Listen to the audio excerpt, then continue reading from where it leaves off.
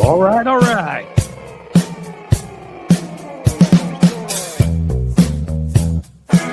What up, Shara? What are you all doing? You hear me okay, my friend? You hear me all right? Like, taking all the pressure. Like, goes in a row.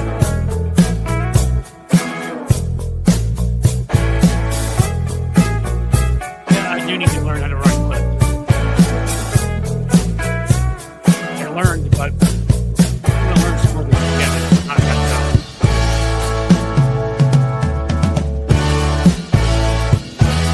Thank you, Sherry, for hanging here.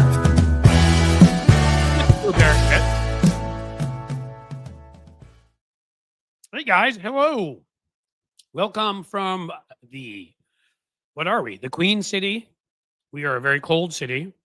We're Radio City at Cincinnati. I'm Cliff Schechter. And here from Cliff's Edge, our lovely live stream. Talk about a couple things today that hopefully aren't completely falling apart. But, Trump's threatening Zelensky. Zelensky now is the dictator.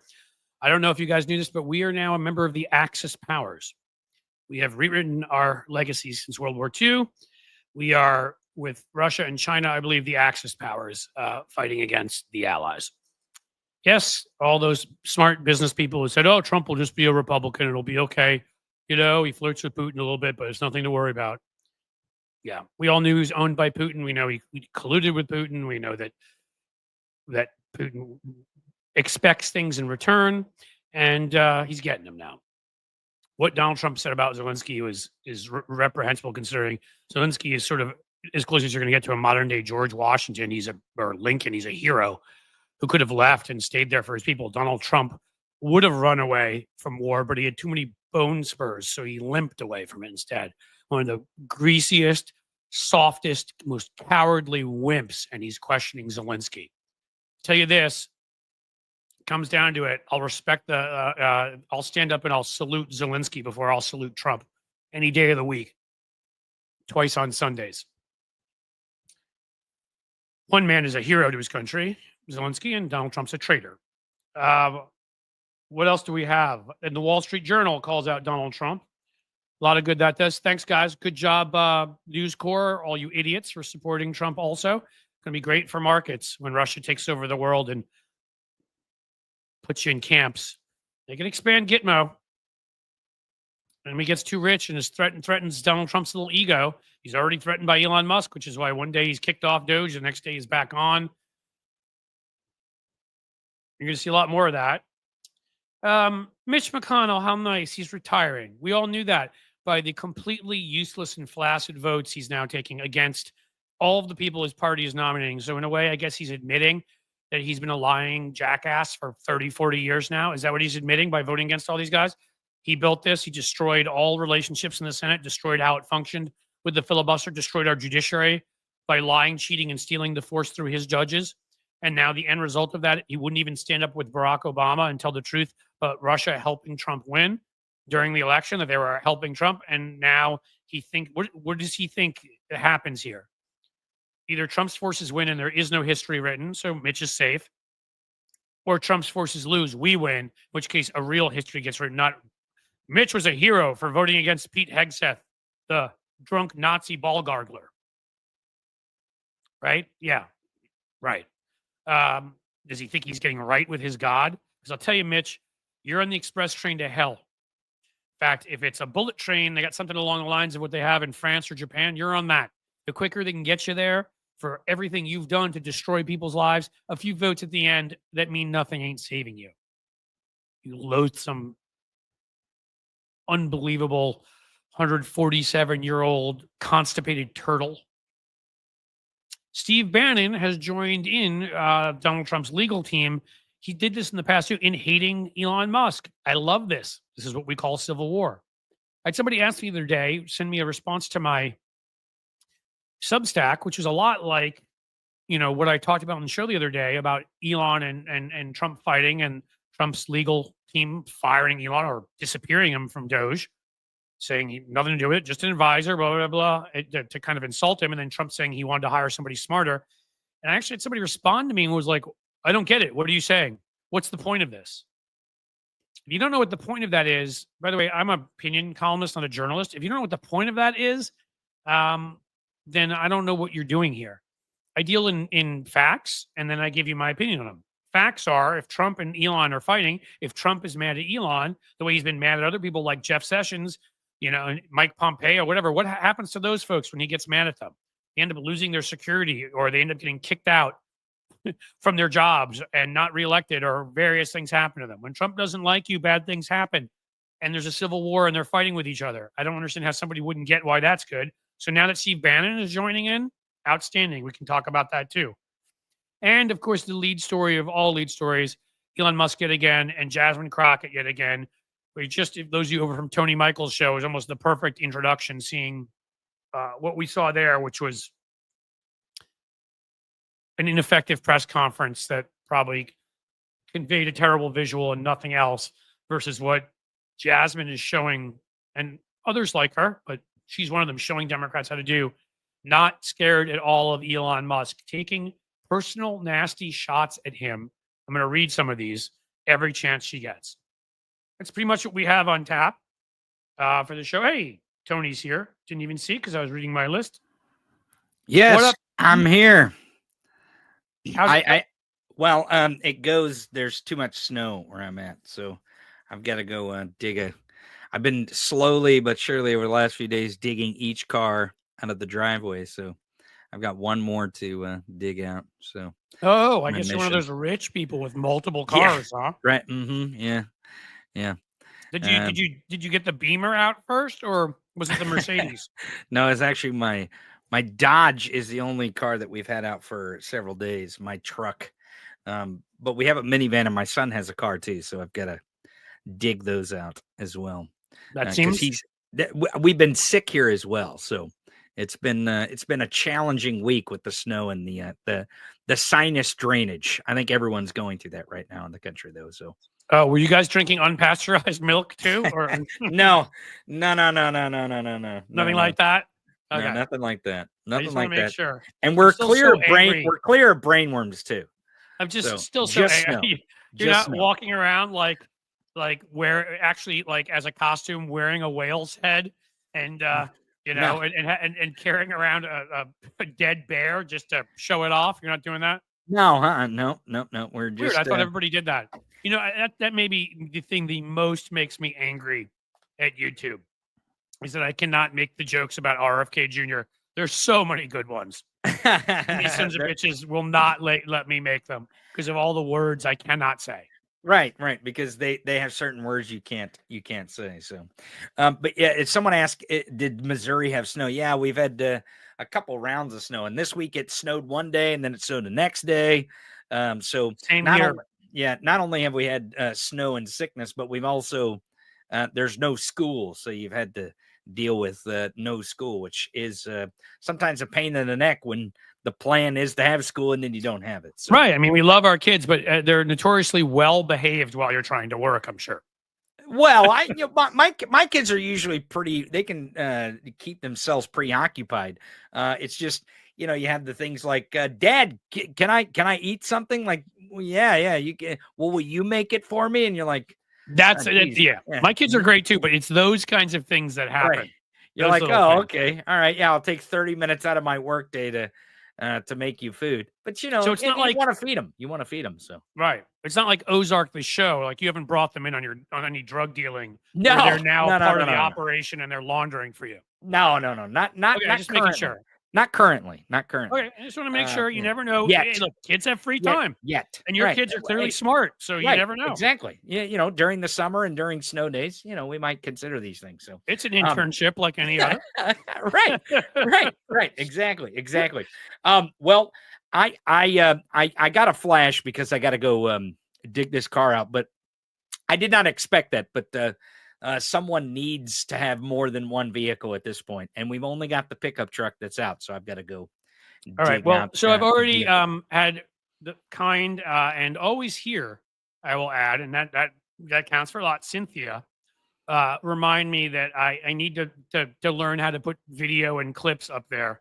So there could be a this weekend kind of thing. Yeah, what you can do, and you can experiment right here on the show. I'm sure the audience will not judge you for this. The little present button, just open up steps. Open up an audience listen so you can help clip through this. Open up a Chrome tab of what you want to see. Yeah. And then present and make sure to share that Chrome tab of the tab you want to see, and they'll see it on the screen. It'll be not some of the other tabs I have marked private. No. Only the tabs that you want them to see is the one you should share. I mean, you can show tabs that you don't want them to see. Just again, you make it demonetized on YouTube. Right. We'll see with Philip Ittner coming up in about 15 minutes. There may be an actual background of Ukraine that may beat any background I can show. I don't know exactly where he'll be dialing in from, but we'll see. I saw somebody there said, Cliff, and I need you to say just one more second for an announcement. Cliff, you need to do a crash course. You need a crash course from Hal. Yeah, and Hal's guy, Rob Glenn, is brilliant too, who I've talked to before. But Tony knows his stuff too. Yeah, I've given him a couple crash courses. He just the problem with the me audience is if I learn give him something the once, confidence. it's ADHD stuff. I learned something once. I need the second time. I nail it. Okay. Yeah. Well, let's get together this weekend, and I'll give you another crash course in showing. But I tell you, I'll be right up front with you, Cliff, is that the audience is not going to judge you if you mess it up. I mess up every day. They're cool folks, and some will, and I won't care. The ones who are the good ones who want me to grow as a human, not in a sort of Elon Musk kind of way, more sort of an emotional growth. Right. I think they will be fully supportive. And I will. I think. I do want to say one other thing before I go. Holly Fafo in the comments says she said we don't want to see porn, Cliff. Holly, you may be speaking for yourself. I'm just saying there might be plenty of people in the chat that want to. I know it's good. I'm not even. I just have to make sure. Like, there's no point in doing it if I know I'm not going to be able to do it. So I'm not worried about it. I see the present thing. I may jump in there, but I think there's one incredibly important announcement I need to make first, and it has to be made while Tony is here. Sure. Which is, folks, this coming Tuesday. Yeah. That would be the 20th. 20th? No, that's today's today. 25th. This coming Tuesday, the 25th. I am launching. It's a relaunch of sorts, but I am launching on Substack. Woo! And when I say I'm launching, what that means is you've heard me sort of kind of say some things about it and allude to it. But over years, I've had a fundraising business through email for Democratic candidates. I decided to start sending people a newsletter because they liked to get truthful news and not just disinformation. It grew to a relatively large, at this point, we've got over 600,000 people who read it. And I decided, I was convinced, I've talked to the people at Substack, and we are taking the whole ball game over there because everybody said, we want to get more content. We can do that there. We want embedded video. We can do that there. We want to be able to interact with you back and forth, unlike just getting an email where you can't. We can do that there. And so we will immediately have one of the 3 or 4 largest Substacks in either politics or news, whatever we decide to be, which will be incredible. We'll give you guys access to all sorts of things. And second of all, because I am absolutely the stupidest human being alive, decided that to get media attention and just in general to make a splash, can't believe I'm saying this, I'm doing a 12-hour live stream, 8 a.m. Tuesday morning to 8 p.m. Tuesday night. It will be coming from Substack. From Substack. I still have to figure out how it all works because it may be able to go through to get to you folks at YouTube and Twitch. I think you can go from there to other platforms. I don't know the whole deal yet, but that's what we'll be doing. 12 hours. I have all sorts of awesome guests that I'm in the process of lining up, some of whom you've seen here before, some of whom you haven't. Some have huge Substacks. A few of them are celebrity types. It's going to be a lot of fun. And we're going to have a big account. 12 hours of streaming? Fantastic. Yes, and that's why Tony is going to fill in for me for a little bit of it here and there. Oh, yeah. Yeah, And sure. my friend Tim Fullerton, who I've already asked, when I have to go pee, because I don't think I have a 12-hour bladder. We'll No, see. no, there's very few people out there that probably have a 12-hour bladder. And when I see somebody up here saying Malcolm was trying to tell people, I think you mean Malcolm Nance for 3 years, what was coming. Malcolm Nance is one of the people who has already agreed Ooh, to join me on that very 12-hour. good. So we're going to have a lot of really, interesting, cool folks. I'll be setting the Guinness Book of World Records for Substack that will last like 5 days for their longest live stream. And but it should be awesome, and this channel should be awesome, and it'll be a little. So basically, what you're doing is you're moving your newsletter you have now over to Substack. Is that basically? Yeah, I never thought of it as anything but a way to increase engagement, get people information. Look, we were asking people, raising money for Democrats, for progressive causes, for good nonprofits. And I thought just asking people for money, it's not my I mean, yeah, we need money. We need to ask people for money, but like, that's not the only thing. I wanted to make it more of a community. So I came up with the idea. I'm like, why do when I hear about other email lists, do they not send out newsletters? Why shouldn't I send out a regular newsletter? And at one point, before we had some issues with our CRM and whatever, I was doing it 3 days a week. So, it's going to at least start on that pace. We'll get people all the info they need. And even you may not know this, Tony, but we're going to move that is called my email list is called Blue Amp Action. For a little bit, my Substack will be rebranded Blue Amp. Okay. And Cliff's Edge, which is my column I write for now, will become a vertical underneath that, where I will be the obnoxious me writing my columns. And then what we called the Blue Letter, we named it that because it was Blue Amp Action. And Blue Amp Action we gave it that name because we're all about amplifying good, getting good news out there, getting truth out there, right? So that's what the Blue Letter will be. It'll just be like a roundup of what's going on. We'll get to you regularly. We'll get you my columns. And we'll be ready for a couple more announcements because I told you we've got a big personality joining us who's an Emmy award-winning former anchor on some major stations, and not announcing that quite yet. But and some other fun people that So get it on your calendar, 8 a.m. Eastern to 8 p.m. I've talked to the guy there at Substack. I even sent him something today, one of their top guys. I'm like, hey, dude, I don't know how to do the thing through you guys yet. And I kind of need to know a few of the people you told me, you're getting for me so I can put my people around them. He's like, don't worry, mate. He's one of those. Awesome. He's like, we'll have it all set up and I'll be in touch with you. So I'm going to go on faith here, my friends, that this will work. And I'm excited for it, honestly. I'm not excited necessarily for all 12 hours. I'm sure there'll be times in there that I'll question my sanity and say, maybe I should have just gone to a 5th floor hotel room in Moscow and drank some blue tea. But the rest of the time, I think I'm going to actually be pretty happy. I'm excited. This launch is going to be for real. And guys, seriously, we've always wanted to make a difference here. We're going to make Cliff. I have to go. I have to go. He's a son. Yep. I mean, he doesn't care. Big moment in my life, making a huge difference. We're the biggest Substacks out there. I know. I have so much pressure. So much pressure to get snow off a car. All right, we'll talk to you soon, my friend. Thanks, buddy. I appreciate it. So in all seriousness, I'm absolutely excited for that. I've been holding it back a little bit. I think Veronica spilled the beans on YouTube and one of our. Still love you, Veronica, in one of our posts last night at our community page. But blue tea was that WW was that tea they put that he put the what was it polonium in? It's called polonium, and he poisoned somebody. That's Putin again, allegedly. I don't have to say that actually. He's not American, so I don't really care. But in any case, yeah.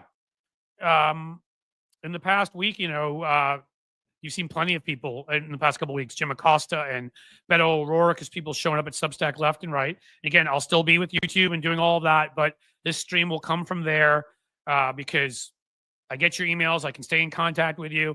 You can respond to me, and we can have back and forths like we can here in the chat room for a lot of the stuff I do there. I can embed video, which I can't in my current newsletter through the CRM. I send an email. You have to click on a link and leave the site and sign up for YouTube if you're not signed up, whatever. Now I can just, so there are a lot of advantages and I'm excited for it. A lot of new features people will be able to get. It'll be free to join all the basic stuff. And then we're going to add some paid tiers. Maybe my column that I write will be a paid, we'll see. But you're going to get a lot of cool stuff and I'm excited for it. And in between now and then, I'll figure out how to present on here. Okay. But before Philip Ittner gets here and we talk about a little bit of the Ukraine, I just want to tell you a little bit about what else is going on. I put up here purposely about what Jasmine Crockett is doing because she is giving, it is a class. It's a tutorial and how to not only not be scared of a billionaire, but to hit them at every insecurity, undermine them, point out their dishonesty. And I wanted to share it all with you. The way you get attention is spectacle. The way you get attention on television is by having charisma, by getting people's attention, saying things that matter, saying it in a good way. And she's done that. She went on Ali Velsh's, I believe you pronounce it, show. No mincing words. She ripped Musk and called him a coward, essentially, for not showing up to the DOGE subcommittee. He's supposed to show up and actually testify before them. But, he's a billionaire. He's better than the rest of us. So he doesn't have to do the things that little people like us have to do. So she looked at the camera and said, Elon, if you're watching, come through, boo, because you haven't shown up to the DOGE subcommittee yet, and kind of winked. Mocked him beautifully. Come through, boo. But not even close to all of it. She talked about the sheer incompetence, the fact that he's lining, he's basically enriching himself off of this. They've found no inefficiencies. They fired the people who were handling our nation's nuclear stockpile. The FAA, something else we should talk about, firing people there, So with the nuclear stockpile, here's our quote. These are the same guys. They're like, oh, wait a minute. We needed those guys. Can we get them back? Oh, we don't know how to. Again, telling it like it is. Partially comical and partially terrifying, if we're being honest here, that they let the guys handling the nuclear weapons go without knowing, hey, maybe you should give me your number. Do you have an email? Is there a forwarding address? Then she went after Elon for his blatant profiteering. And this, by pretending, I'm finding all these fiscal inefficiencies. And this is brilliant. As she put it, he's not out there trying to save money for the American people. That's not what he's doing. He's lining his pockets. All this misspreading information about providing condoms and confusing a province in Mozambique with Middle Eastern territory. It's almost as if facts are an afterthought in this administration.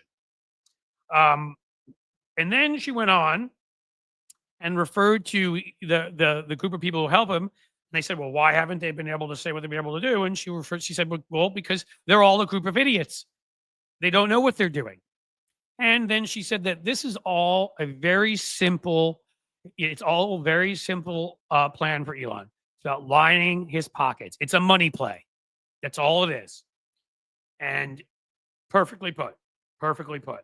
She called him corrupt and called him a coward in numerous different ways, all in the same interview, and mocked him. Called him boo. Said he's lining his pockets. Said this is a money play. Called him and his group of little incel friends idiots who misplace things like people that manage nuclear weapons. That's what you need to do. I'm seeing MJ. It's official that cash is confirmed. Unbelievable.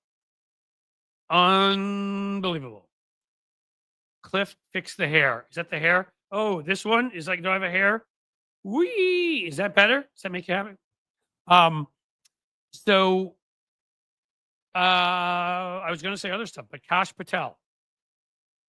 I'd written something up about him a little while back. Let's see if I can find it, because maybe we should jump to that before I even get to Elon.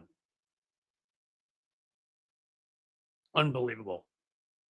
I'm not sure where that is right now. I should have been ready for it to happen. But Steve Bannon, just to add in something else, referred to Elon as a parasitic, I'm using his words here, illegal immigrant. He doesn't seem to like Elon much. And again, these are the kinds of fights, when they fight with each other, they can't be as effective, obviously. Here's more from Bannon. He wants to impose his freak experiments and play act as God without any respect for the country's histories, values, or traditions. I'd argue that's you too, Mr. Bannon, or the country's hygiene, for example. Maybe shower this week. Bannon added in the opening line of an article, he's referring to himself in the third person. That's how you know he's a big shot. Steve Bannon is ready for war. Wow, cool. He thinks Musk is owned by China, which is true. And he's ready for a third Trump term, so he doesn't believe in the Constitution. Right. Everything you kind of know about him. Basically, he's a scumbag. But he's attacking Elon for the fact that he won't go after the Defense Department, which is kind of a good thing, and cut some of the defense spending because that's where Elon pockets all of his bucks. If Bannon, with his sort of speaker, with the access he has, can keep going after him like that, that will be helpful. And now we have to get back to Kash Patel. My God.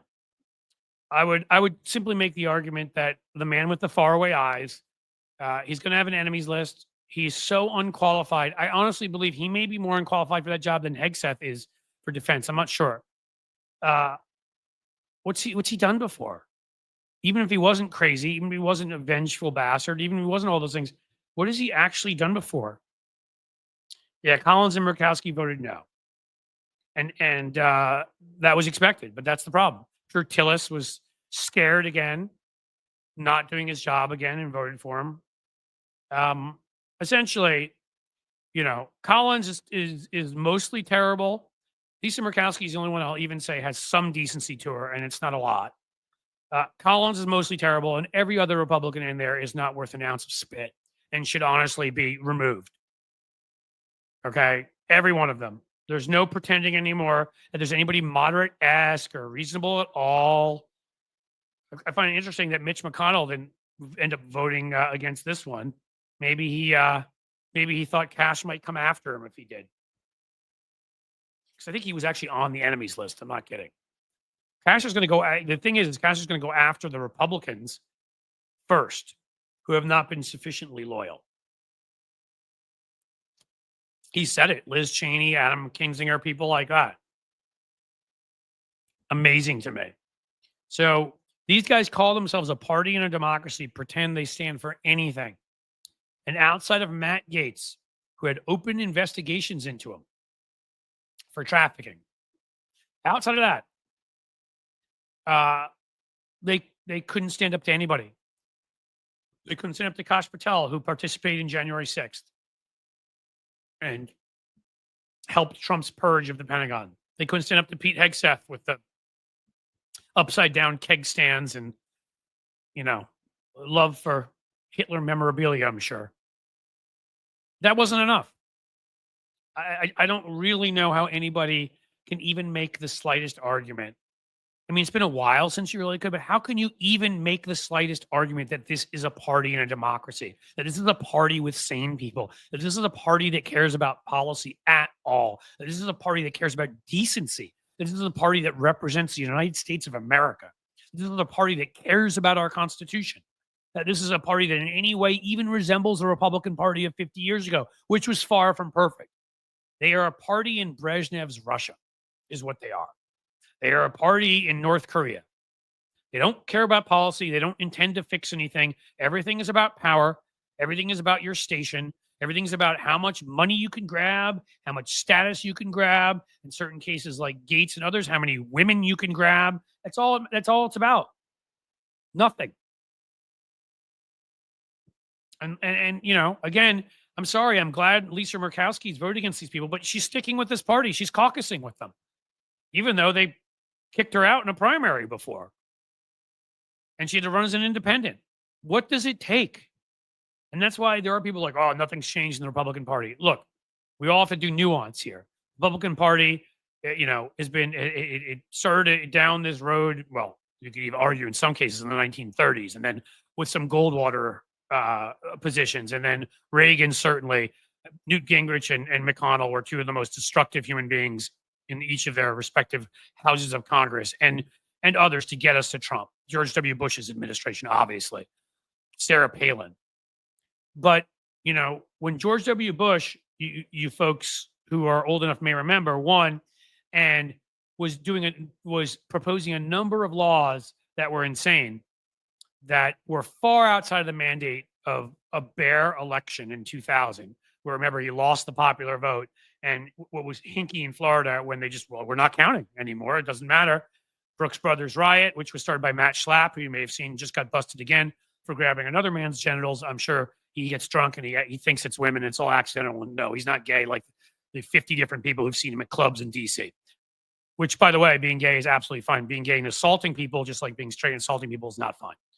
But he was you can see him in the picture of that Brooks Brothers riot at Miami-Dade in Florida in 2000.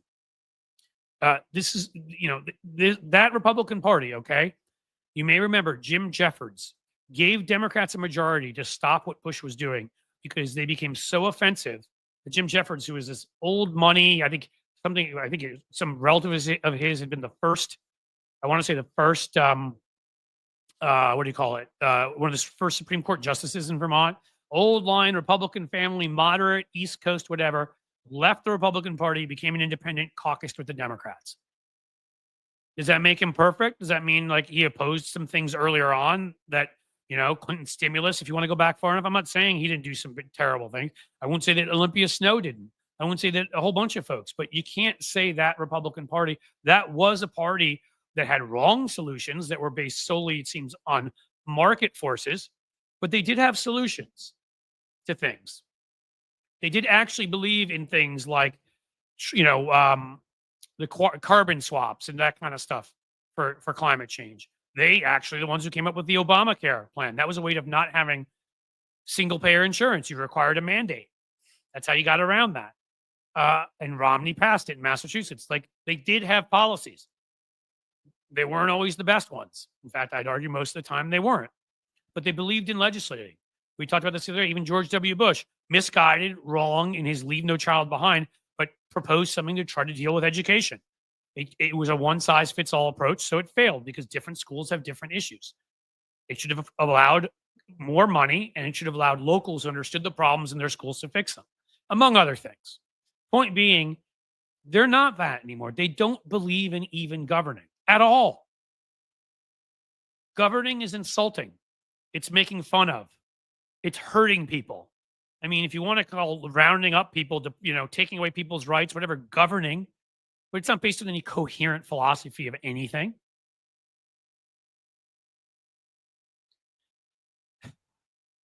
All of this should lead to them getting crushed in 2026. But with Kash Patel there, how fair will the elections be in 2026? They've already, certainly in states like mine, secretaries of state purge votes in all sorts of manners. I mean, California, New York, some of these states are really just going to have to stand up to them and tell them to get bent. We're going to have to be what the South was in the 1960s in certain states, except for we're on the right side of history, and tell the federal government to stay the hell out because we believe in equal rights as it was laid out in the Constitution. I don't know what the other answers are here. California has like the fourth biggest economy in the world. I want to say New York maybe top 10, ninth, something like that. They've got leverage to threaten with. Disproportionately pay into the federal system. There's some other states that do too, but those are two big ones that have a lot of leverage. I don't know. But this fight's going to get real. So get prepared. Because Kash Patel is as dirty as they come. And he will do whatever. There's a reason when Trump was planning his little coup, and people noticed this, which is why Dick Cheney and all the living at the time secretaries of defense wrote an article about the duty of military officers to respect democracy and the Constitution. Sorry, I just got a text. Was trying to check it out. Philip's not here. Let me see if I pulled a move from yesterday, like I did with Tony. And I know I sent him an invite. I'm pretty sure of it. There's always a chance that he's in Ukraine. So I'm hoping he's somewhere safe. And there's always a chance he's sort of hiding out somewhere, or let's see what's going on, guys. Okay, not in there. Let me try my email. Sorry, but and now also as a human being, want to make sure he's good. Unlike Republicans, we're human beings and stuff. It's not all about the show.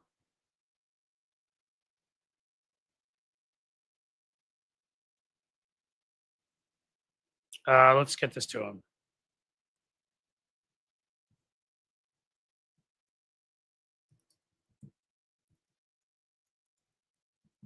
All right, now I know I sent him the invite. I thought I had before. We'll see. Hopefully he will join us soon. You know what though? I've been doing a lot of talking, which I always do.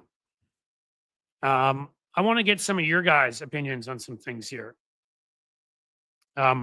Before we get and before Phil gets here, I will, as usual, ask you to first of all, the most important thing right now is please go sign up for Substack. If you can share that at some point, Jim, that will be great. Please do that. Please sign up for my Patreon. That will still be where you'll get extra video and these kinds of things. Please subscribe to YouTube. And as you know, we always love super chats and we always love super stickers here. And I'm going to say that now because of the fact that Tuesday is going to be a bear, folks. You're going to be able to tune in anytime you want during that time. Again, I will find out and get you guys details. If, you know, it's true. If I get details after this, I won't be doing a show tomorrow. There must be a way I can get all of you the information. Tony obviously will. You go on Tony's show. I know a lot of you from Tony's show.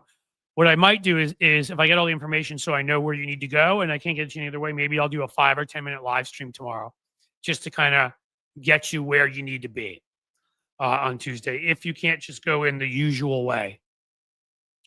But I have to say, guys, this is a huge opportunity for us to make a difference. Everybody, all of our voices. Think of all of our voices combined, and think of those of this list I built over 4 years of over 600,000. And some of you I'm sure are here or on that list.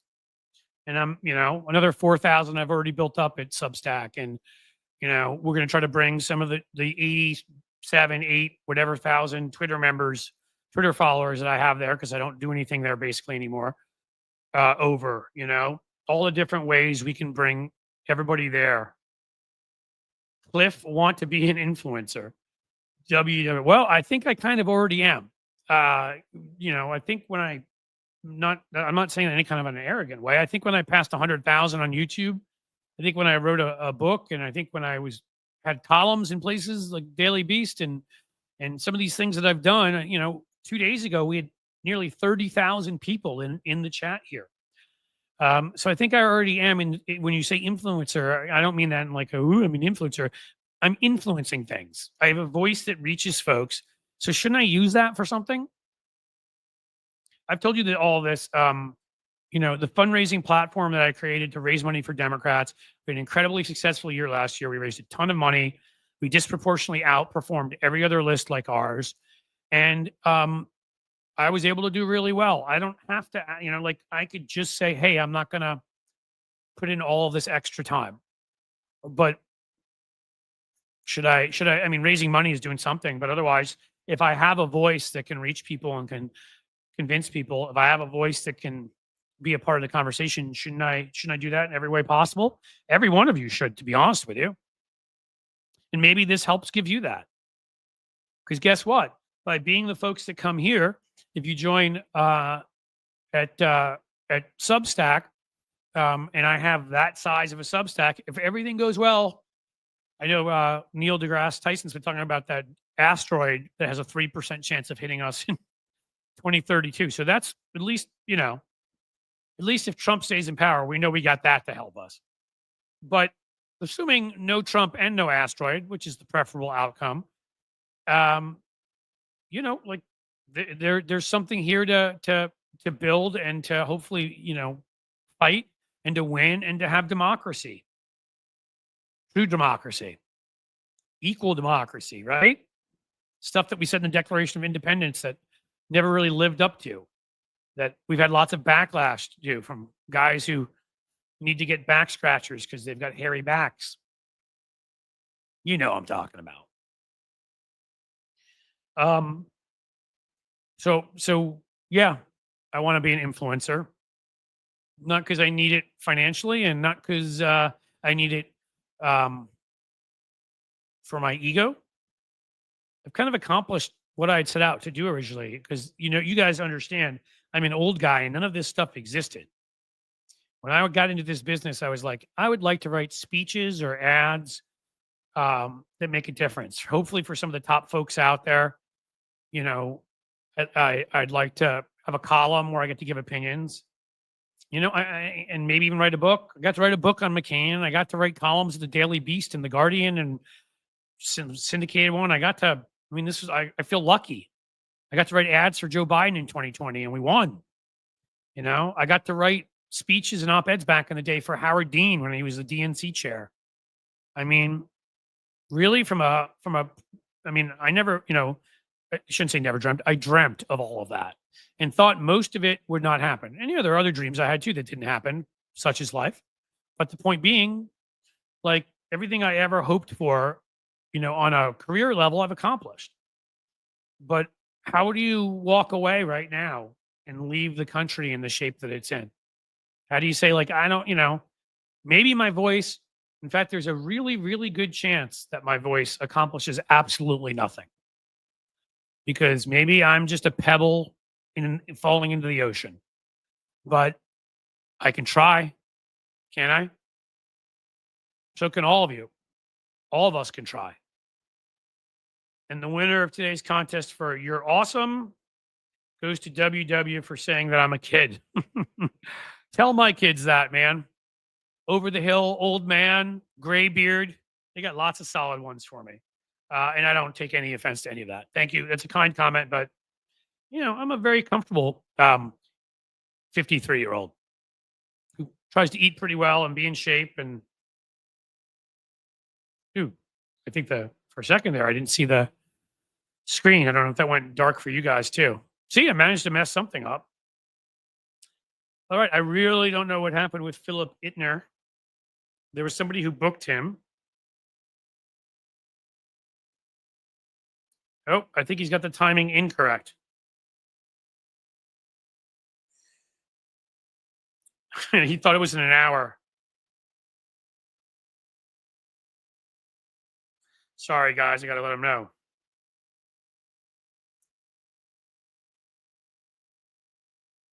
So, Philip, hopefully he'll get here soon. Come on as soon as you can. There we go. We'll need to know what's going on.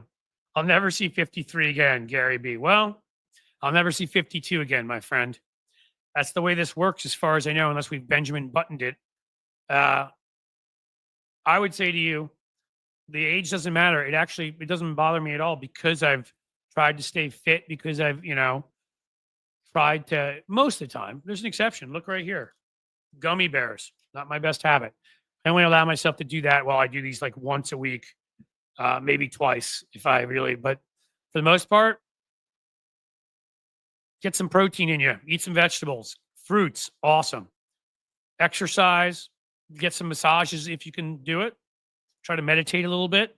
Go for long walks when you can just be pensive. Listen to music or watch shows that like release endorphins. Do all that kind of stuff and more. Stretch. If I have any advice for you young kids out there, stretch your lower back. You can't ever get that back. Life is not a number, it's a now. Mr. Stoner, to you, you are correct. And I'm loving the now, except for the people running our government. I'm hating the now, and that, and it's more for like, it hurts me that my children have to spend another 4 years under this. I brought them into this world. At least I played a role. And they have to, no kids should have to grow up with this crew running things. No kids at all. It's unfair. It's horrible. The lessons you learn right now are that cruelty is rewarded, that empathy is for the weak. That's what the people, the people at the top are saying. It's horrible. So upsetting. All right, guys. So you guys are gonna come and join me for some of my 12 hours on Tuesday, right? Because I don't believe in any of that 5-hour energy crap, but I'll tell you, the coffee will be flowing. Like the blood of the non-believers. I don't know. I took that from a movie. And I don't even know what. Yes, it will be flowing. What would my response be back to someone who supports Kash Patel? I assume you're asking me that, Kenny. I mean, nothing I can say on this show without being demonetized. An urge for the kind of behavior that would have me thrown in prison that I wouldn't engage in. He's the worst of the worst. He's an absolutely terrible human being. Absolutely terrible. He's proven it again and again and again. He has no respect for people, no empathy for people. He's going to hurt people badly. So if you support Kash Patel, there's really no way I can support you as a human. And this may tie in well. I see my friend Philip Ittner is here. I'm excited about it. And, you know, even though he is where he is in Ukraine, I have to believe that Kash Patel becoming our FBI leader, I can't even use that word. It says he's an FBI turd. I don't know. Being that he is going to be what he is, because remember, none of those guys tried to pull anything with Ukraine in the past. Let me add Philip to the stage. How are we doing, my friend? Hi, Cliff. I'm as good as one can be expected, given the circumstances, and I appreciate you inviting me on to talk. Letting you. I appreciate you letting me have you on as somebody who. All right, we'll have to find some common ground there. Well, here's my ground. I make my ground very, very simple. You could be doing lots of things as somebody whose work I've read, seen, whatever, as a brilliant human being. You have chosen to go to a place and put yourself at risk and report from there so we can get the truth. There are Republicans in a recent report who, because they got death threats and other threats, Tom Tillis was mentioned. I'm sure that was the same reason he voted for Kash Patel today. Decided after he made lots of noise about voting against Hegseth, voted for him because apparently he got a death threat if he didn't vote for him. Again, I'm sorry, but we all choose our place in history. You've chosen to go somewhere that's particularly risky. I am not even close to on your level, and yet I'm not. I try to, scrape what I can from the internet, whatever, but I'm not that hard to find. I get death threats. I get all sorts of things, and I won't shut my mouth. But these guys who have chosen an elected job, they don't have to be there. Tom Tillis can go the hell home anytime he wants. He doesn't need to be there. Let somebody serve who has the courage of serving. Yeah, history sometimes ends up with a Michael Collins or a Martin Luther King or heroes giving their lives because they believe in something greater. Often people who are heroes, they don't end up having to give their lives. But you're taking that risk. So get more security. All these guys are multi-gazillionaires anyhow. I mean, I just, to use that as an excuse, we're no longer a democracy in that situation. That's ruled by terrorism. That's ruled by fascism. If you think, the whole point behind democracy, and then I should shut the hell up. I want you to tell everybody about yourself and whatever, but I'll end with the whole point behind democracy is we rule by ballots, not bullets. And the minute that you've decided that fear will control your vote, we're no longer a democracy. So now I'll kick it to you. Why don't you tell them a little bit about yourself and what you're doing there? Well, I mean, first, let me respond to that. I think you're 100% right. And I think from your perspective to mine, and then from my perspective onto those guys who are out there in the trench lines in eastern Ukraine, literally fighting back against Russian aggression, that, I mean, it's not just geopolitical. There's an ideological problem here in that, or an issue here in that, those soldiers, those Ukrainian soldiers, are fighting for the same ideals that our founding fathers fought for against the British Empire, which was, held dominion over the colonies. This is a colonial war. Moscow intends to exert its imperial power over Ukraine and force them to live as they do, which is an abandonment of everything that we stand for or should stand for in the United States, in the form of liberal democracy, the rule of law, one man, one vote. All of these things are very important, and that's why Ukrainians are fighting as hard as they are. So I feel beholden to do my best, because I know those guys are really suffering out there, and the least I can do is to, hop on the internet and talk about it. Look, I'm a veteran. I'm old enough, and I have enough gray hair in my beard. Hey, me too. Just my beard isn't as big as yours, but I got quality gray too. Well, I used to sport a goatee, but I've let it all hang out. I've been a veteran. A war correspondent. I've covered over a dozen wars. I was deputy bureau chief for CBS News in Baghdad. I was bureau chief for Voice of America in Islamabad and Kabul. I was eyewitness to wars in Georgia, Libya, all throughout North Africa, all throughout the Middle East and the former Soviet Union. I've seen combat. I know what that means. And I was on Maidan, the square here in Kiev, in 2014, when they overthrew the government and properly did so, because it was a corrupt government that was a stooge for Moscow and a kleptocracy that was robbing this country blind. Right. And I was on Maidan, and don't let anybody tell you it was a CIA-backed coup. It was not. I was here. This is a genuine drive here for democracy. Anyhow, I was on the square back in 2014, and I had these two old ladies come up to me and beg me not to let Ukraine get rolled over again, because it's sadly the history of this country. Time and time again, they've been used by other imperial powers as kind of a chess piece. And it was a very emotional thing, and I pledged myself to doing that. Well, that's amazing, and good for you. And it's amazing.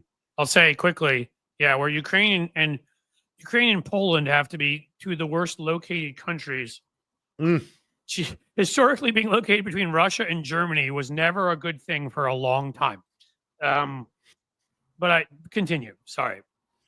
Anyhow, I made a promise, and I've been in the news business for, going on 3 decades, and was hoping to kind of get out of it.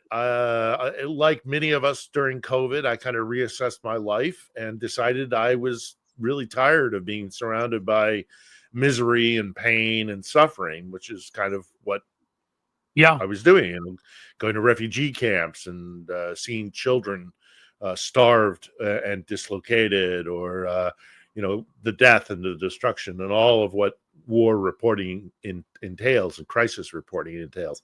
And I was done. I got it. Been there. Got the T-shirt. All the rest of it. And was hoping to transition into doing nice kind of using my skills to do things like, report about the Pacific Coast Highway or the Great Lakes or something. Right? Something nice. Me too. I was hoping Trump might lose, and I could just write an article on how Appetite for Destruction is one of the best albums of all time, and there you go. My love for Breaking Bad, and there's so many other interests I have, and then this happens. Yeah. So when the full-scale invasion happened, remembering my promise in 2014, I felt obligated to come over here, and I came here, and I tried initially kind of to get some freelance work with large news organizations, but I quickly realized, not to my surprise, because I've been in the business for so long, they had no interest in covering this story properly. They were going to do it surface level, and the next shiny object. Corporate media doing a crappy job. That's the reason I exist here. That's the reason we talk everything up. That's why reason I'll bring it up again. I told folks that I'm doing my 12-hour live stream, and Philip will be on it, by the way. I'll be there. I'll be there with pleasure. Substack on Tuesday, because again, that is a place where I am not owned by a corporation. I can give you, it is not censored. I can tell you whatever the hell I want. Whereas even here now, you start seeing Google bending the knee to Trump, Gulf of America.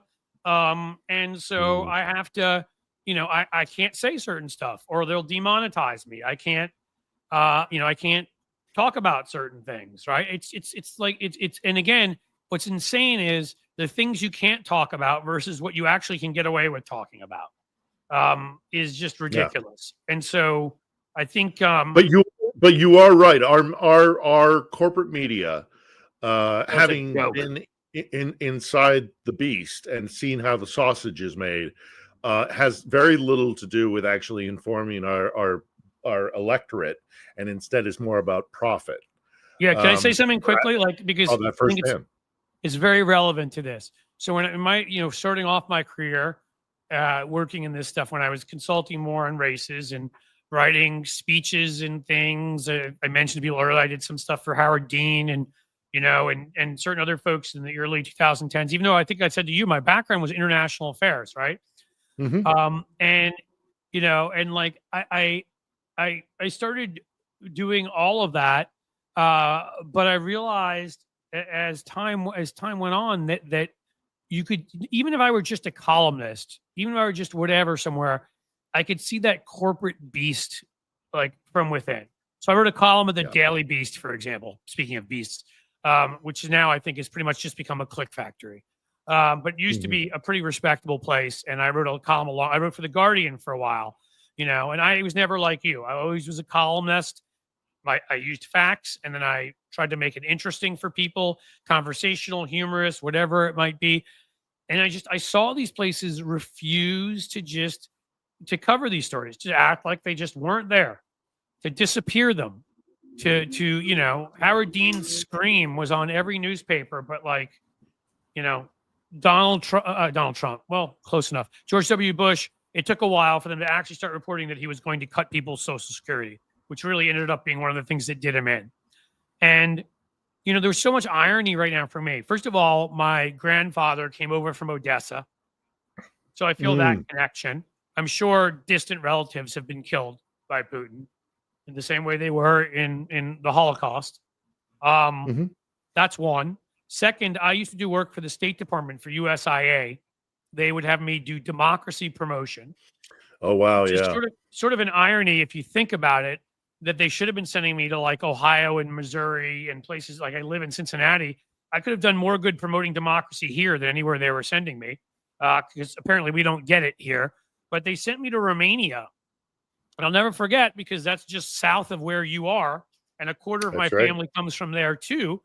They sent me to Bucharest. Okay. And was another city, Bacău, I believe was the name of it. And then I went up to Iași, which is right on the border.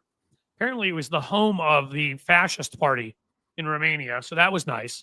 But I didn't get to meet any of them. So that actually was nice. But so I was just across the border from Ukraine. So I've never actually been in it, but I was right across the border there. Similar people, similar. And you could just, the fact that I was there promoting democracy, and now we're watching that whole region get blown up by these scum suckers, by these vampires. Again, the world order he wants to get rid of. He wants to get rid of NATO. He wants any partnerships, any alliances, because again, if we go back to a pre-World War II order, then he can invade all of these places. And when you go to that length and you ask yourself, okay, so he wants to invade all these other countries. We know he's a mass murderer. We know he bombed indiscriminately. We know he's encouraged violence against gay Russians, other groups, other minority groups. Sure. He's Hitler. I mean, we can dance around it all we want, but he's a 21st. He's a fascist. He's the 21st century Hitler. He is 100. Yeah, no, he's 100% a fascist. Yeah. Right. So if he's a 21st century Hitler, do you know what we are now? We're part. This is probably my next Substack piece. We're part of the Axis powers now. We're Mussolini with Donald. We're not in the driver's. We're not in the driver's seat. Putin's in the driver's seat. He's in the If driver's seat Putin with is Donald Hitler, Trump's statement. then Donald is Mussolini. Tell me if you I'm know? wrong. I mean, with Donald No, Trump's you're not. statement, You're not wrong. You're not wrong. And Cliff, it's us, China, we and also- Russia at this point, who are all the. Yeah, the- well, the- it's Yalta, isn't it? Dividing up great powers, slicing up the world, and everybody just has to step in. Come and stand in line and get in order behind whatever great power adopts your territory as theirs. Right. You have to subjugate yourself to it. I mean, when I studied history, I never dreamt I would live in an Axis power, but here we are. Oh, I see somebody in the chat is asking if Musk has cut off Starlink. No, it's still working. Oh yeah, I put that up before. I meant to ask you. Good, thank you. Yeah, I sponsor a unit of the territorials here in Ukraine by paying for their monthly Starlink cost, and it hasn't been cut off yet. So it's my understanding it's still working. But look, I mean, having said that, I've covered over a dozen wars. I have, but there's no comparison to what is happening here. This is the most important war of our lifetimes. This will decide. I firmly believe that this is an inflection point, whether we go into a period of autocracy or whether or not democracies survive. And Donald Trump is a product of autocracies. And his recent statements, in some ways, Napoleonic and the rest. Yeah. Well, yeah, Napoleonic. I am the state. The state is, I am the state. The state is me, sort of thing. This Napoleonic concept, and in some ways, it's almost been like a relief for me, the things that he has recently been posting, because I can now openly say he's compromised. Trump is 100% compromised by Vladimir Putin. It's impossible. I feel like it's been relatively impossible to design other conclusions since Finland. But now, I mean, I mean, I don't know if you folks have seen this. So I want to read it to you. Because it wasn't just an attack. His statement on Zelensky that he put up. What does he put up on Truth Social? Mm-hmm. I saw somebody with it, and I want to get it right. So hold on one sec. I think Aaron Rupar may have had it up at Substack. So I'm going to look for Aaron.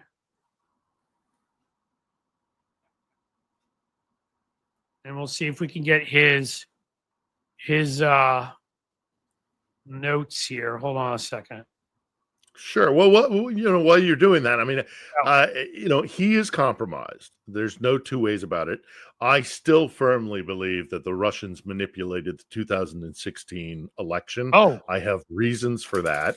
Do you mean like the head of the FBI, McGonigal, being a guy that was the source for a New York Times article that we see no connection between Trump and Russia, like a week before the election, like also, that? Also the head of the New York FBI bureau, who apparently compelled Comey to make the statement about Clinton, just days in advance of the election, that he was also taking money from the Russians. Yep. That they, look. I mean, Paul Manafort giving over the stuff to Manafort giving Oppo research. Look. I have also seen the Russians interfere in elections and the body politic of any everywhere. Number of different regions. It's their MO. Romania, right? Exactly. Romania just recently. We went there to. I went rightfully. Rightfully annulling their elections because they knew that Moscow had interfered. I want to make that ironic point that I was sent by the U.S. State Department, USIA, to promote democracy in Romania in 2004, folks, and about 20 years later. Oh, sorry, Cliff. Hold on one second. You okay? We've got some anti-aircraft. Yeah, we got some anti-aircraft going. No. I'll let you know. I'll let you know. I mean, it's living in Kiev. You're one courageous son of a bitch, and I appreciate you. But I was going to say, I But was look, sent to Romania you were sent to well, I just Romania wanted to make that to one line foster because I feel like democracy. that line is Yeah, very important to make clear that I was sent by the great United States of America to lecture at universities on news programs at these, with diplomats and, that kind of thing, in a number, about 7 or 8 different talks over, 5 days, whatever it was, in 3 different cities to talk about democracy in Romania. Here we are, barely 20 after more than 20 years later. You said 2016. We also know that Russia was involved in pushing the whole thing that started the Springfield, Ohio, they're eating the pets. That was Russian pushed. They did all yep, these kinds of things in 2024. We didn't nullify our election. Romania saw that a guy that spent no money made it past the first round. yep. And they just said, and they traced it, and they said the Russians have attacked our elections. Let's not call it meddling. Let's call it what it is: a cyber attack on their elections, and they nullified it. So apparently, we should be getting our lessons from Romania. Yeah. Well, you're absolutely right in making the point that we should not call it meddling. We shouldn't default to this idea that it is buying a bunch of Facebook posts, as JD Vance has recently said. They were deep into our body politic. They have infiltrated our elections. They've infiltrated our civil societies. They've infiltrated our journalism, information warfare. It's a concerted effort. I urge everybody to do a quick Google search for a guy by the name of Mikhail Lesin. This is one of the things that was a major flare for me. Mikhail Lesin was a guy who helped Putin rise to power in Russia. He is often called a spin doctor, but he's more than that. He's Right. an information warrior who got rich off of Putin rising to power. And of course, what do all Russians do the second they get rich is they leave Russia and they move to the West. And he chose to move to the United States. He was in DC in late 2015. He was in DC. And the scuttlebutt is he was going to talk to U.S. law enforcement about Russian intended information warfare attacks that were coming. And he is found dead in his hotel room, having bashed his own head in. No, he bashed his own head in, apparently. As people always do, right. DC Metro Police say that it was because he was an alcoholic and he'd been heavy drinking. I think DC Police, in conjunction with Langley, probably put the kibosh on that because, look, if you openly say you know what the Russians are doing, you're at a disadvantage. You lose an advantage. So anyhow, I think that they have been inside our electorate and they have been manipulating our body politic for 15 years, well over a decade. Think about Cambridge Analytica, right? Yep. And the information they gleaned from that. But I read something really interesting, really detailed academic report.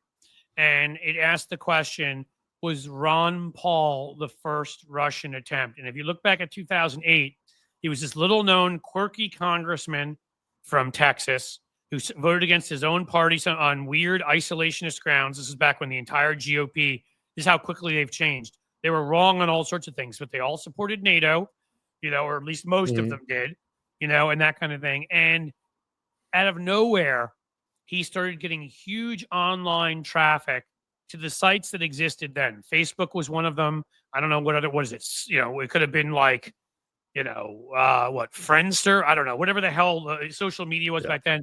And these huge emails. MySpace. Yeah, they got a hold of email lists and they would target huge email fundraisers for him and do these. They called them money bombs back then, if you remember, and raise him all this money. So he started getting invited on Fox News and he became part of they made him into someone who could be part of the debates that had big enough numbers when he didn't. And the question was, and if you think about it, Putin was just at that point stepping down. He was in power from 2000 to 2008. They were doing their little fake dance where Medvedev stepped in, but he always pulled his strings. And then they changed the Constitution. He came back in 2012. Putin said, "I'm president forever." Point being, that seems like the first attack. Snowden is clear for what it is now, for what it was now to me. and plenty of other of these kinds of examples. They were engaging, and look, I can admit, Democrats didn't see it either. Barack Obama, others. If I can give Mitt Romney credit for one thing, and I don't like giving Mitt Romney credit for a lot, but he did say in 2012 or so that Russia, and he got laughed at for that, Russia is our biggest strategic enemy out there. And everybody's like, no, it's Al Qaeda. The 80s called, and they want their foreign policy back. Right, and he was right, and you know, we just refused to see it. If we put, have to believe CIA and other intelligence officials had to be putting some of those dots together. Ron Paul out of nowhere, and you know, a couple of these countries had. I'll give you an example. I'll give you a direct example. So in my 30 years, give or take, of working in at the highest levels of American journalism, broadcast journalism, I have obviously made some good contacts, made some friends, people that I consider friends within the Army, within the military, and within the intelligence community. And one year about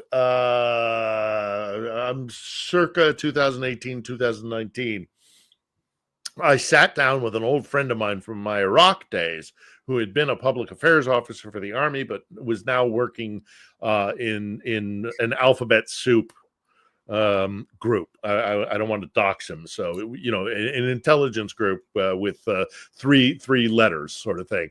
Anyhow, we sat down over a couple of margaritas and some Mexican food in San Francisco, and we had this interesting conversation. And he said to me, and I'll never forget it, he says to me, Phil, we had every single representative of every single intelligence agency sign on to a declaration to the American people that the 2016 election was being attacked. Again, attacked, not meddled, attacked, not lobbyists, attacked. And they were just about to hold a press conference.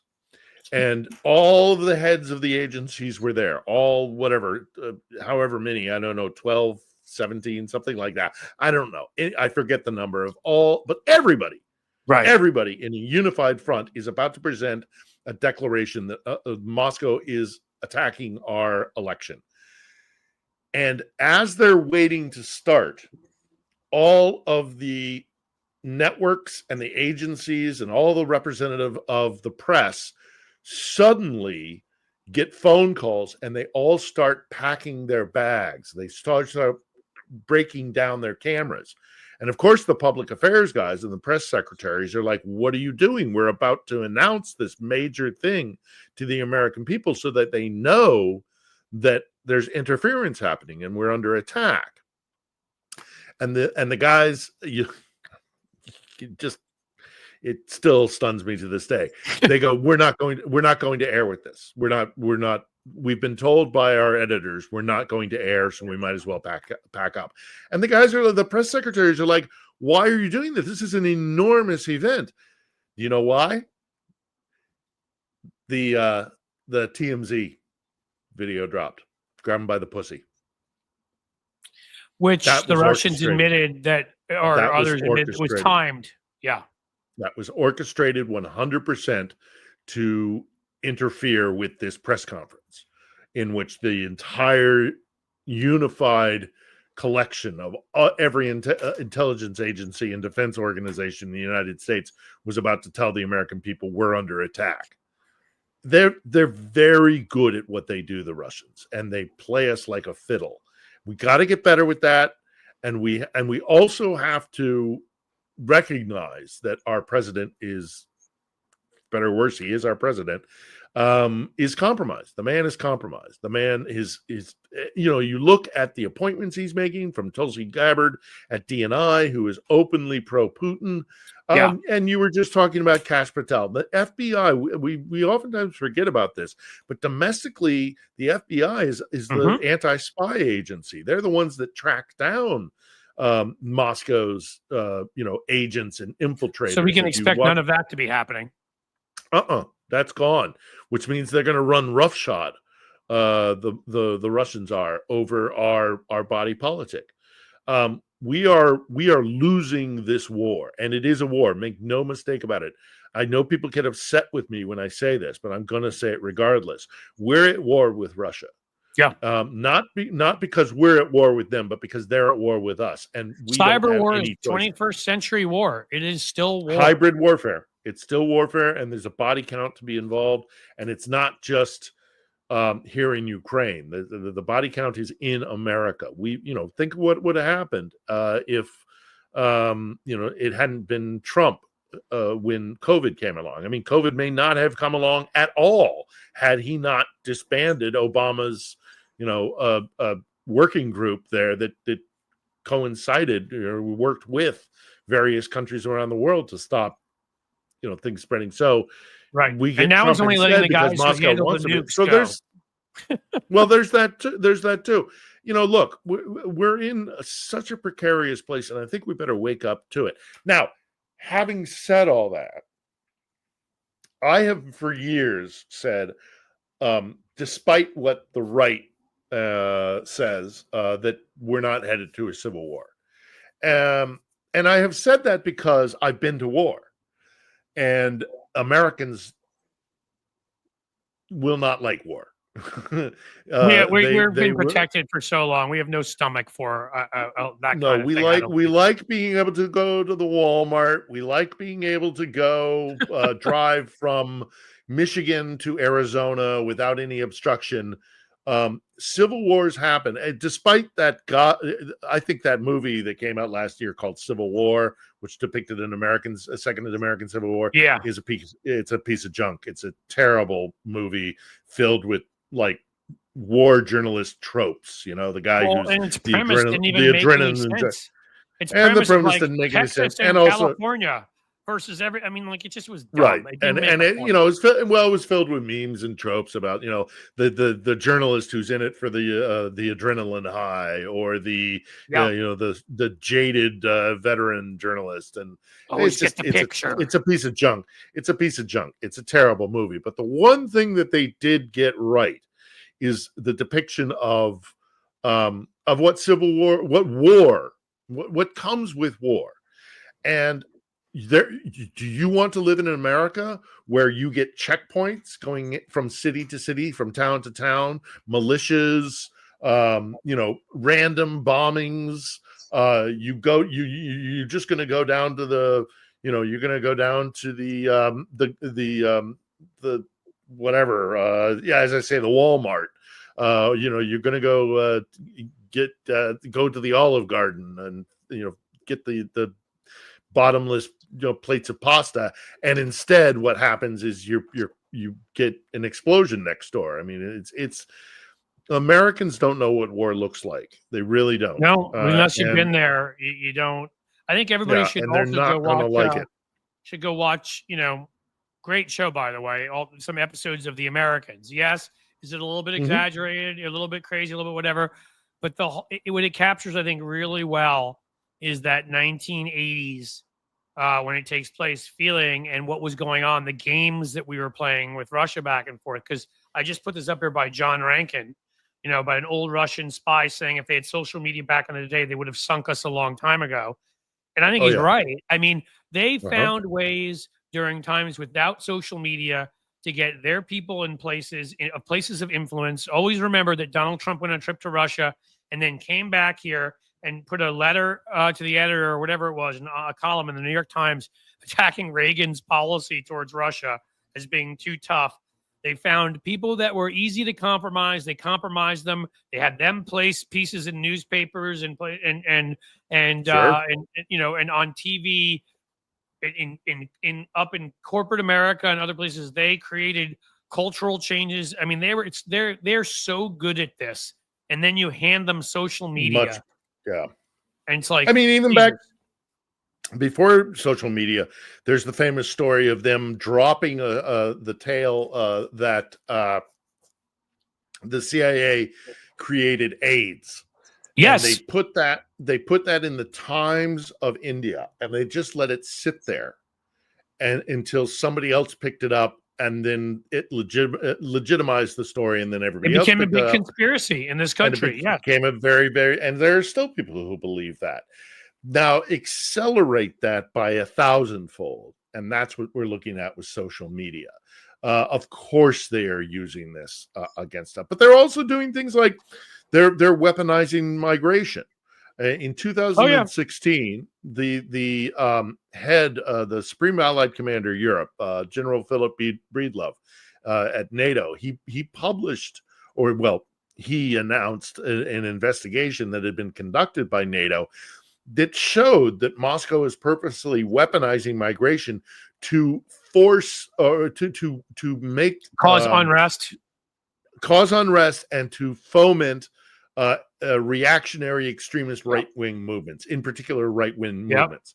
And they did it with the Syrian refugees. On the Edge, we just did an episode about 3 weeks ago, with a Nigerian-based African journalist, and he described how the Russians are in kind of this border region between North and Sub-Saharan. Didn't they send Africa. the mercenaries in there? That mercenary group, The that was run Wagner by group, the guy the that Prigozhin, yeah. Yep. They draw people to this town, which I'm gapping on at the moment, Abidjan, I think it was called, or I'm gapping on. People are going to have to go check out the episode. But they draw people to this one town, this one city, where every week, once or twice a week, these Russian guys show up in, great big vans and trucks, load all of these African, refugees and wannabe, immigrants, drive them up to Libya, put them on boats, and send them across to Europe, so that there will be this backlash, and a right-wing we've backlash. seen it, Germany, France. Now, Germany, France, but if you don't think that they're doing the very same thing in the Americas, of course, you're being willfully naive. Russia doesn't do anything. When they find that it works, they don't ever do it just once. They rinse and repeat, and it's the same. And you look for thing, patterns, right? thing. You learn that. You look for I almost ended patterns. up going into their security. modus operandi. Yeah. When I studied international affairs, I almost went into security stuff. I mean, and you look for these things, and I guess it's been so hard for me to sit here and just see, there's the people that were useful idiots and liars. Fine, we always are going to have them, compromised people. But even there are people, sort of certain people on the left I consider smart people, who are like, oh, it's not as bad as you think, and it's not as. And I'm like, look at what they're doing. Look at what they did in Moldova. Look at what they did in Romania. Look at the obviously Ukraine. It's actual France. Truth. Le Pen. Look at what they did in France. The AFD in Germany right now. They gave money to Marine Le Pen for the election. Right. Yep. Look what they did with Brexit. I mean, this is, if you don't see patterns here across the world and what they've done to elect these kinds of leaders, they support Orban, they support Erdogan. I did work on trying to prevent genocide, and ethnic cleansing of this enclave of Armenians in Azerbaijan called Artsakh. And the day before that kleptocratic a-hole Aliyev launched the attack to displace these people, guess where he was? He was at the Kremlin meeting with Putin, because Putin gave him the go ahead, and that was another way that Putin was gonna sow disinformation, but also have you look over here while he's doing that over there. I mean, I'm sorry for people, whatever your take in the end is, doesn't matter on, because I'm not going to get into a whole Israel, Palestine, this, that thing here. But as many folks pointed out, they supported Iran. They supported Hamas. They pushed for Hamas to go in, and whatever your thoughts are on Israel, they also, on the flip side of things, support Bibi Netanyahu. I mean, they don't care. If you're a fascist, they don't have an ideology. You. Yeah, right. If you're a fellow fascist and an ultranationalist, they like you very much. But ultimately they don't care. This is the cynicism of their attack methodology, is that they don't really care.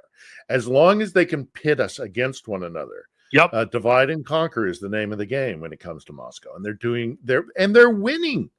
They are winning. They are That's what's so beating the upsetting. tar Is they out are. of us. They And are you know what? beating the tar out of us. And you know what's The- more and upsetting? we're winning on the ground here militarily. There is every possibility. Don't let anybody doom spread and tell you that Ukraine is going to lose inevitably and they can never defend themselves. That's 100% not true. The Ukrainians are winning this war. Things may get rough with Trump withdrawing U.S. support, but their objectives here in Ukraine are not reachable in my assessment. And again, this comes from 30 Right. years of studying the war, 30 years of studying the Russians. What they can't do, just briefly, they cannot take Odessa and they cannot take Kiev. And without doing those two things, they cannot reach their goals. Yes, it would be a shame to lose 20% of Ukraine to the Russians and the mineral deposits that are out in the east.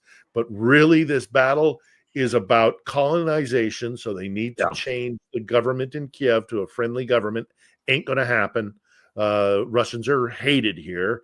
That kind of happens when you bomb people. Right. Bomb hospitals and schools and and expect them to be your buddies. No, that's not going to happen. So they're not going to get a puppet government in Kiev. And then in addition to that, they don't have the capacity to take a major city. So they're not going to, Kharkiv out in the second city out in the east. They certainly can't take that, I don't believe. But more importantly, strategically, they can't take Odessa. And well, Odessa, can I ask you a question? I mean, sure. They don't even have enough men anymore, No. right? And do they They even can't let take women? They can't take a little town called Chasiv Yar. That's what they're fighting They've over been right now. importing North Korean soldiers. I mean, do they even have enough? Do they let women fight? I don't even know. It may come to that, But they haven't, right? So they don't have enough men to fight. They haven't. No, and they don't have the men and material.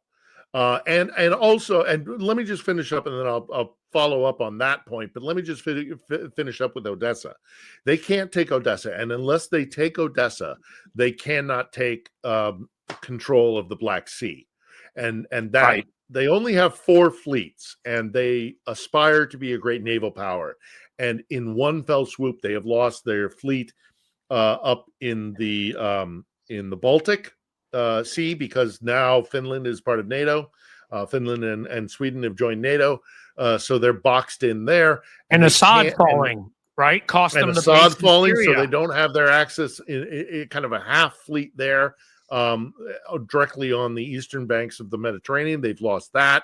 And of course, they've now lost the Black Sea fleet, because as long as Ukraine has Odessa, they can always threaten the headquarters of the Black Sea Fleet, which is in the Crimean Peninsula of Sevastopol.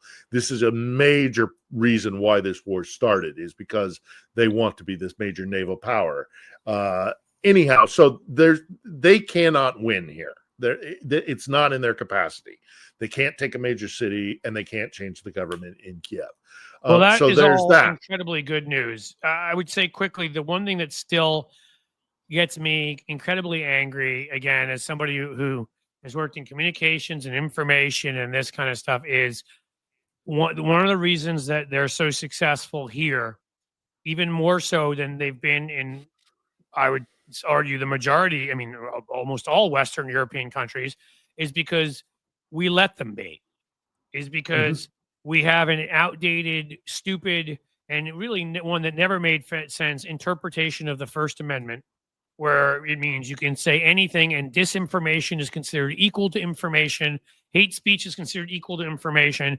Some of the things that they say, and it's Russian bots that they push on Twitter here and other places in the United Kingdom, in France, in, Canada, in places like that, where they've got laws against hate speech and terrorism and Nazi symbolism in Germany, they would be arrested for all of that. And they can get away with it here. So they can win new recruits here in a way they can't in some of those countries. That's my this narrative. Well, and this narrative that's being picked up, that Europe doesn't believe in free speech. Well, Europe has a history, And there's a reason why they don't let anybody just say anything. They had a Yep. little, there was a guy in the 1920s, 30s, and Right. Very ultimately bad 40s, mustache. who using the new power of radio, the social media of the era, was able to melt people's minds and sway them into a disastrous route. And the same thing is happening again, and the Russians are doing it. So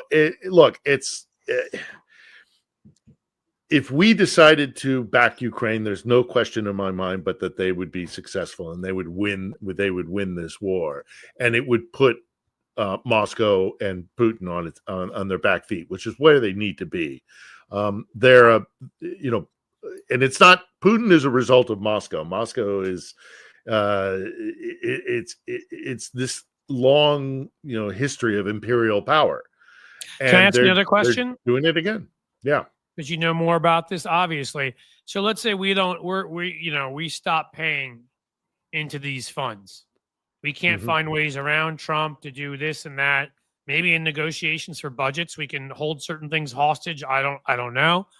But let's say we don't do that. Is there a capacity?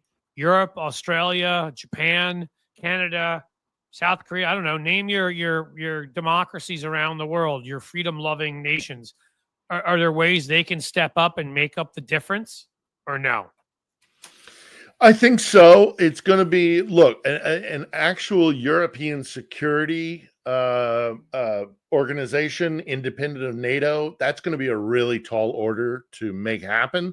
But already we're starting to hear talk around Europe of, let's at least start implementing like a budget, so that we can build a European. Because they have the EU, right? So we can't trust the Americans anymore. Economic to military. You could do that, yeah, absolutely. I don't think the Europeans themselves know exactly how this would shake down. And one of the problems that Europe has always had is that it isn't the United States of Europe; it's a confederation of European states. And you're right. Given their history, they don't always agree. And that's me being polite. I mean, that's kind of us too. So, I mean, that's kind of us too, but we got the federal government. I know. We have an identity. We have an identity as Americans, or at least we have. It's being eroded, but at least we have. The Europeans don't have that at all. But they are starting to talk about what a non-American partnership, a partnership solely between Europeans and without America, what that's going to look like. But they have the capacity. They could, and I believe they will support Ukraine. I am not desperate. I'm not panicked by the U.S. Withdrawing their support for Ukraine. It's not good. It's going to be it just means a lot more Ukrainians are going to die. The war will not stop. Yeah, because it's existential for both sides, really, but certainly for the Ukrainians. That old line about occupied powers. They you can occupy them. We tried it with Iraq. Yeah. It was pretty stupid. Yeah, everybody tried it with Afghanistan. We tried it during the Spanish-American War of the Philippines. They'll wait us out. Like and the Ukrainians will do the same thing. The Ukrainians will do the same thing with the Russians. The difference is the Russians don't have any problem with conducting like mass murder. But then that leads to the question of, will the West and America included in this just idly sit by and watch as, and I don't mean to be, I don't think I'm being hyperbolic.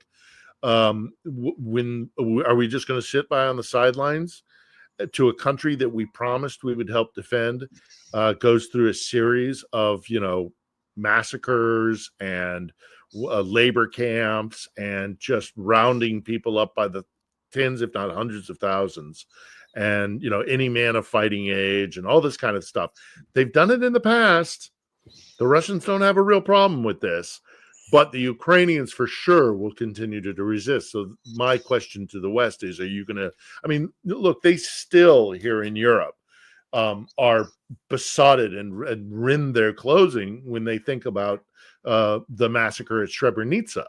And right? Srebrenica is going to look like this is the massacre that happened in Bosnia. Yeah. and the during UN during and the UN, and the UN peacekeepers kind of willfully ignored it. And they still Here's a feel question deep, for you, deep guilt for that I, having happened. I don't mean to interrupt, but a question from one of Ukraine's our going to be worse. commenters. Yeah. How can we support? Yep, I think that's How an can we important get aid question. or money to their military? I mean, there's a number of different ways. I have a couple of personal groups that I support. There's a group called Lifeline UK, Lifeline Ukraine, which is it's a suicide prevention and mental health hotline. Okay, Lifeline Ukraine, good. Lifeline Ukraine is a very, very good group. There's the Ukrainian Children's Action Project, led by Dr. Erwin Redliner out of New York, and they do stuff focused on children and providing medical aid, physical and psychological. So that's the Ukrainian Children's Action Program. So I'm doing Project. the first one. I'm putting a link in right now. Mhm. That's the link to the Lifeline Ukraine that I just came across. And then most recently, I've become aware of a guy who was former USAID, and I had him on the show to talk about USAID. But he has an organization helping a variety of different units, military units, and he calls it "In the Trenches Ukraine." I believe is the full thing, but in the trenches. They're all good, and I can vouch for them, and I can vouch for them personally because I know those guys. But there's, there are organizations out there doing really, really good work. Well, maybe we'll do you a want to show be here. careful. You want to be careful. No, well, you're giving us stuff, and I trust you. I just put "In the Trenches Ukraine." I missed the second one in here. Maybe what we'll do is from you, Ukrainian Children's Action Project, Okay, or we can- Erwin Redliner is the he and his wife are in charge of it, and it's a good group. It's a good group. Maybe we'll do maybe that's part of what we'll do. Hell, maybe I'll spend part of my 12 hours of being live. Well, I'll tell you what. Before I join you on Tuesday, I'll get some. Give me the information because I'm going to set a goal to raise at least a couple $1,000s for them, if not more. That'd be great. See how it's going. That absolutely. But This again, angers I'm me not to no end. So I mean, it's yeah, sickening. I'm not no, it is. We should not be abandoning these people. It's a betrayal, and it is shameful, and it will be regarded as such for a very, very long time. And look, Ukrainians are not stupid people. They get it. They understand a lot more than these maybe right. And these goddamn Republicans reversed. who now come out and are like, oh, well, I opposed Trump on that. The ones who are supposedly standing up to him on it. You all supported this. I don't care. You Republican in Congress, you're putting Tulsi and Kash Patel and people in there. Honestly, just shut up. Like, it's just like, there's just, I get so sick of it. Yeah, the crocodile tears. Let me read this because I found the crazy. I found the statement earlier, and I feel everybody should hear this just to hear what an absolutely gross, grotesque, gaudy, gauche, disgusting, sick, bulbous, idiotic, I can keep going, president we have right now. Think of it, a modestly successful comedian. Thing. I mean, Vladimir Zelensky taught the United States of America into spending $350 billion to go into a war that couldn't be won. Yes, it could. That never had to start. Yes, it did. Russia invaded. Yes, it did. But a war that he, without the U.S. and Trump, I hate when he does that, by the way, will never be able to settle. Third person. Yes. Yeah. I mean, what a loser. The United States has spent $200 billion more than Europe. I'm sure that's a made-up number. I have no idea. But even Reagan understood that spending this kind of money was an investment in our safety. I'll continue. And Europe's money is guaranteed while the United States is getting nothing back. That's not true. Why didn't sleepy Joe Biden... Also, it's not a quid pro quo. Right. It's in our interest. He doesn't understand anything that's not a quid pro quo. Demand equalization in this war. Okay, I'm going to skip through because there's so much stupid in here. I can't even... On top of this, Zelensky admits that half the money we sent is missing. No, he has not admitted that. He refuses to have elections. No, he's not having elections now. They're in a time of war. Most countries don't really do that. He's very low in Ukrainian polls. I have no idea, but I'm going to guess that's probably not true. And the only thing he was good at was playing Biden like a fiddle, which he put in parentheses. I mean, yeah, which he put in quotes because he's a moron. A dictator without elections. You mean Putin? You mean Orban? You mean the Saudis? All your best friends, Donald? Zelensky better move fast, or he's not going to have a country left. I mean, again, this is Zelensky has done a terrible job. His country is shattered. Blah blah blah. He's insulting and threatening a democratic republic that was attacked by a fascist country. We are an Axis power. Yeah. I mean, there's so much about this that disturbs me. But firstly, let's address the election issue. Here's some ammunition for all of you who might run into this argument. Legally, under the Ukrainian constitution, in times of martial law, they cannot hold elections. It's law. And martial law was voted on. It was not imposed by President Zelensky. The legislative body, the parliament here, the Rada, gathered together the day of the initial invasion nearly 3 years ago now, on the 24th of February, 2022, and they voted to call for martial law. The second they did that, elections were impossible. And not to mention, how do you conduct an election in these kind of conditions? Well, that's the point. That's why countries don't have elections during wars. Right. It's impossible. Not least of which, because how do the people who are currently living under Russian occupation, who are still Ukrainian citizens, how do they cast their ballot? What, do they just get their vote? Their voice is null? It's just dismissed because they're currently living under Russian occupation. That's not a democracy either. That's cutting out a whole section of your electorate because they currently happen to live under occupation. It is ignorance and stupidity of a degree that is just overwhelming. I mean, again, another episode that we're very proud of at On the Edge was when we sat down with a member of the parliament who voted on that day, and she tells the story of them gathering together to make that vote for martial law, knowing full well what it would mean. Zelensky has done nothing out of his legal bounds. If you trust your president and it means the survival of your country, and if they want to change you do what you have to do. If they wanted to change it, they could gather together, lift martial law, or amend the laws outside of martial law to say, it's fully within their power. They haven't done it because they understand that solidarity and and that Zelensky's doing a good job. Now, the other thing that I want to remark on with that idiotic posting that our president, I can't believe childish toddler-esque rantings that should have been in crayon. Baby. Right. Yeah. The other thing that he says in that, aside from the whole election thing, is that this war could have been avoided.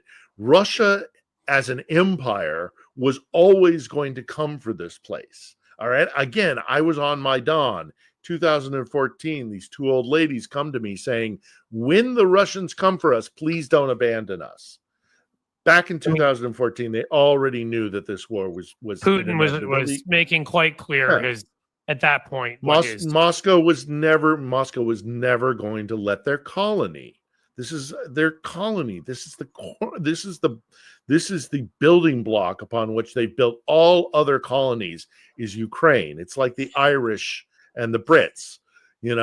This was kind of their this is where they got their empire started.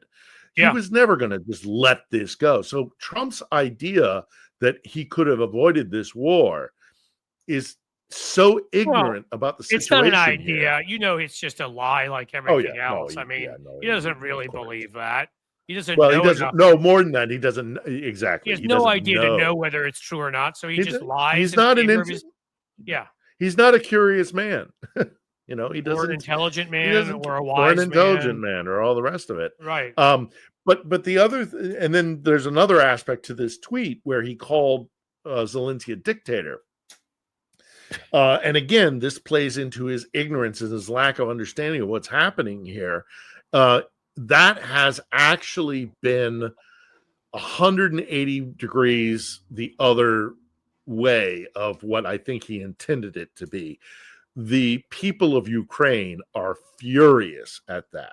And I have spoken to so many Ukrainians in the last day and a half or whatever since he dropped that ridiculous thing, where they said, actually, I'm really I don't like Zelensky. I'm hypercritical of Zelensky. I know quite a few guys in Ukraine that are really, really critical of Zelensky, but they have said to me in the last day and a half, 2 days, if there were to be an election, having given the fact that Trump has said that, I would vote for Zelensky. He boosted Zelensky's numbers significantly by attacking him. Maybe Zelensky should ask him to speak out more. Yeah, really. And the other thing that just irresponsible man-child, posting that he put on his whatever it is, his Truth Social, is that any peace negotiation now, I would say, any peace negotiation that is brokered by America, certainly if it doesn't include a Ukrainian voice, but I think even if Ukrainians are involved in the negotiation process, any peace plan that is put forward by the United States now following that statement is going to be seen as suspect. Of course, right? Met How with can a you lot of trust it? skepticism.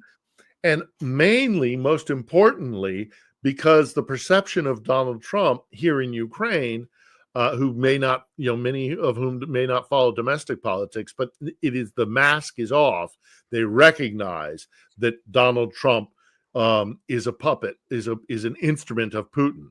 And so Marco Rubio might as well pack his bag and go home, because there is no way to a U.S. negotiated peace in Ukraine now. Of course because not. The Ukrainians and Europe, do it's not going trust to. Ukraine, Americans. yeah, Ukraine's not going to accept it. Europe's not going to accept it. The way I No. see this playing out, sadly, is you talked about a European alliance or whatever. As far as I know, the only countries at this point that are part of, the NATO alliance, that alliance that have nuclear weapons are the United Kingdom and France. My guess is some others over there now. I read about some of this will start upping their defense budgets and start looking into that possibility. I mean, that's what's going to happen here is they're going to arm themselves more. It's inevitable because you can't now. The United States is suddenly not an ally, but is actually part of the Axis powers with two other big evil dictatorial countries. Well, then you need to do what you need to do. And if you think our oceans are going to protect us, you're wrong. Nope, you're wrong. In this day and age, our oceans will not protect us. I mean, whether it's cyber warfare and information warfare, and all the things that we've previously discussed, the oceans are not our protection anymore. And Americans better wake up to that real quick, because Trump is making this world a lot more dangerous. Because you're right, everybody now is going to start looking for, if Article 5 is no longer a thing, and the might of the American military can no longer be trusted, they're going to look for the biggest weapon in any arsenal to be a deterrent, and that's going to be nukes. Yep. He is the greatest danger to the world that I've witnessed in my life, and perhaps only only Putin himself, his puppet master, the guy who holds the leash to the collar that's around his neck, is worse. But this is unprecedented in terms of how dangerous things are getting, and he's doing it with a lot of support from people who are I really think fellow travelers to Moscow. I think they're either scared of him, or I started making this argument years ago during his first term that, and we'll have to end on this because we have to end before 4 o'clock here, but hold out because we'll Fair enough. say one or two more things. But it was obvious since the day that conversation was spoken that was supposed to be in quiet between Kevin McCarthy and Paul Ryan, where he said, I think we've got two people on Putin's payroll, Trump and Rohrabacher. Rohrabacher clearly was. And if they'd gotten to them, I kept asking people, how can you believe, if you look at the example of the EU, and it came out when they were, the Crimea attack, they had bought certain EU politicians, they'd bought certain journalists, and then it comes out with this group, what was it, Tenet or whatever media, with Benny Johnson, and all these guys are being paid.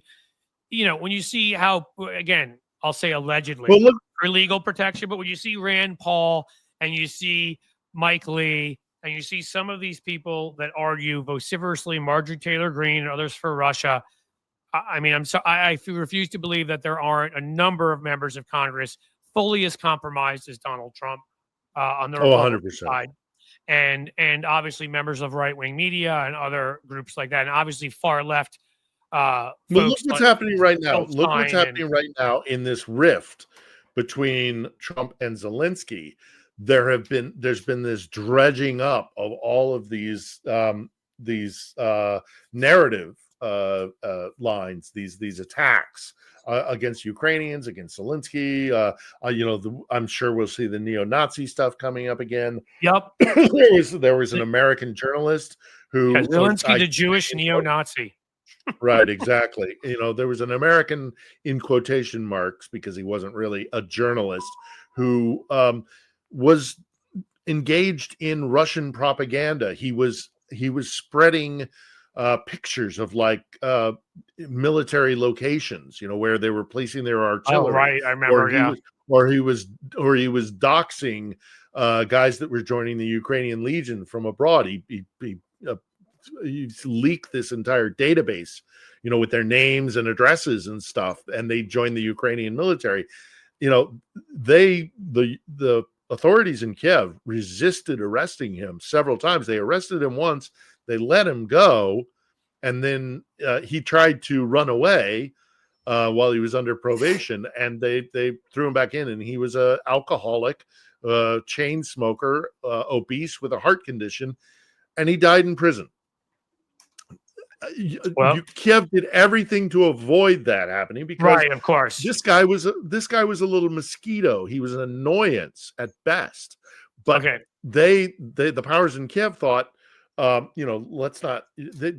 Why compromise or put at risk our relationship with the United States by killing this journalist? So they've been over backwards not to let him out. But you're now seeing that being dredged up by the likes of Benny Johnson and of course, what's his name, Dave Rubin, and Mr. Tim Beanie Pool. Cap. Yeah, there that's we right. go. Tim Pool, who can't take his looks like Kenny from South Park. Go